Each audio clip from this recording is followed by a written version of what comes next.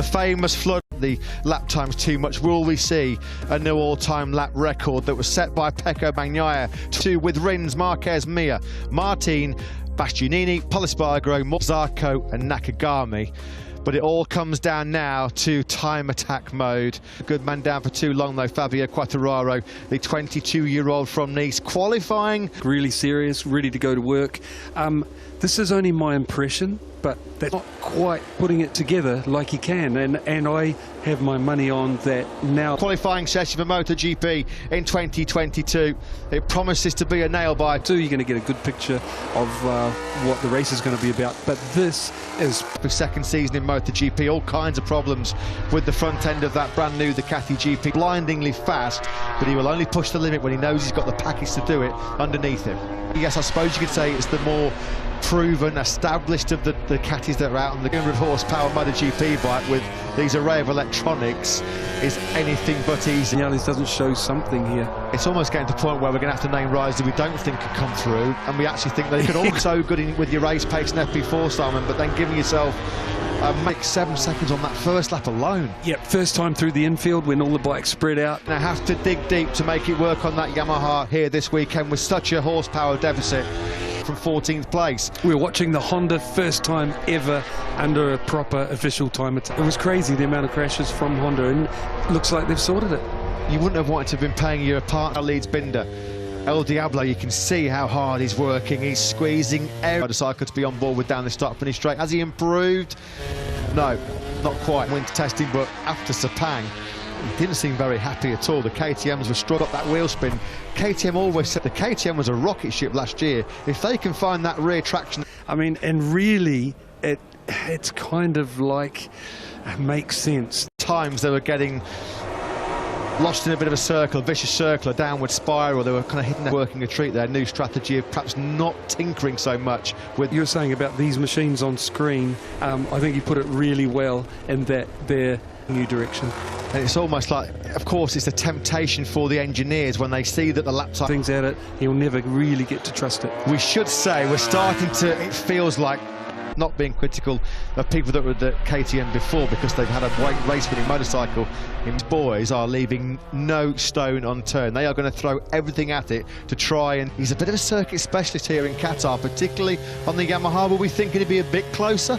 Binder at turn 1, and it looks like it might be a big one as well. Thankfully, he's quickly on his feet, importantly. So just to finish about Maverick, I know, I've seen it with my own eyes, he's figured out the fast turn. Times last year, something very special, and he's doing it again here today, and likewise his compact was fast coming through turn 14 as well, Simon. The last of those sweeping fast right kicked up. Surely Johan Zarco is booking himself a place. Wow, he takes it. He made that mistake, so potentially here Brad Binder, who's already going to be close. Now then, Binder looks like he's on course for top spot, and look at that gap back straight. Here he comes in, Checkman. Daniel Patak gives him the big come on, and Binder is coming on. I want for this young man. You know what? Firstly, Binder, awesome effort. Experience in MotoGP behind him. Nakagami, Alex Marquez, Maverick Vinales, Andrea Davidson. Be competitive tomorrow. Yeah, I know we had a very strong FP4. Lost to what was going to be a Q2 lap time.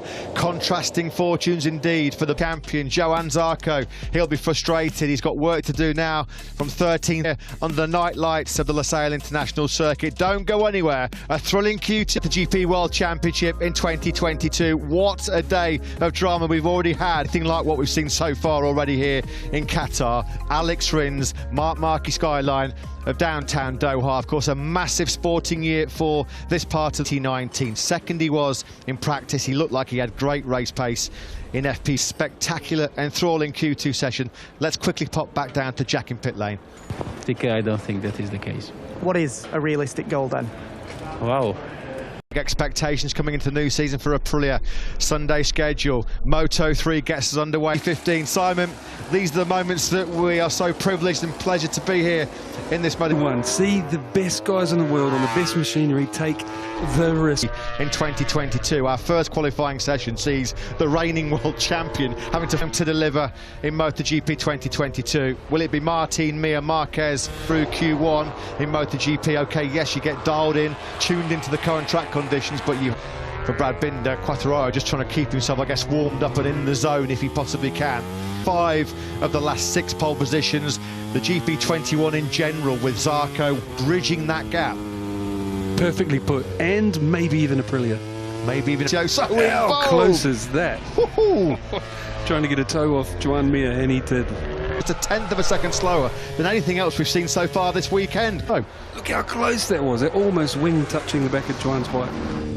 that's what you call a few times in qualifying last year. You've got to be pinpoint accurate as well, because if you exceed track limit. Lucia Spargaro sitting in 4th place, gets himself on the front row, a 1:53.649. 3 in the heat, went unbelievably fast. He went fastest, got the lap cancel here again tonight.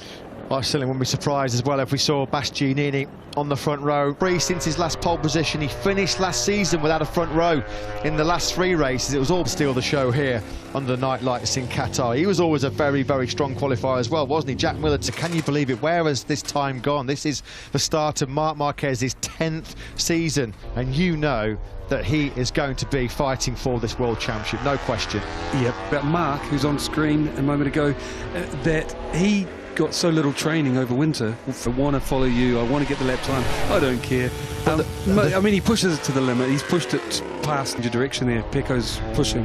He knows every trick in the book, doesn't he, Marc Marquez? Now decides, OK, well, I can play that game, mate, and slots himself right potentially to a joust for pole position. It looks that way. 3.5 minutes of the session. Here he comes over the line, then Bagnaia takes pole for what? A 1/10 of a second, and then we said, didn't we, pre-Q2, you can never discount this young man. Jack Miller, he's not finished as well. Ducatis are coming to the fore yet again when it comes to time. Mir, Aleix Espargaro, Miller, Pol Espargaro, Bagnaia, Martin. It would have been easy for me to say. He doesn't normally need slipstream. He's getting some slipstream from Pol Espargaro. Martin goes pole. He's about to head on to his flying lap. That's not good enough. That won't cut it. Quartararo then down 3.86. Let's quickly come back as well to the Suzukis. We thought they'd be figuring prominently here at Losail International Circuit in Qatar. Aleix Espargaro's lap time the front row. Here comes Mir now. Over the line he comes. It's good enough for 5th. A 1:53. Attack mode. He's clicked into beast mode. It's Bastianini going pole. No, but he takes 2nd place. Well, we saw these jubilant scenes down in Pramac Ducati this time last year when Jorge Martin ripped boss Paolo Camperotti. Down to you, Jack. Paolo, back-to-back pole positions here in Qatar. Start though, congratulations. Thank you very much.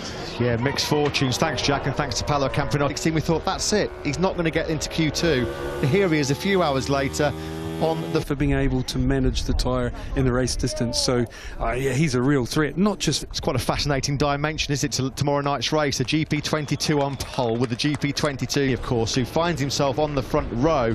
Quartararo wasn't close. He was 0.6 of a second down. You're riding on the limit, even a little bit over, all the way to around the lap, trying not to crash. And our world champion Fabio Quartararo down in 11th place. That's not going to be easy for those boys to fight.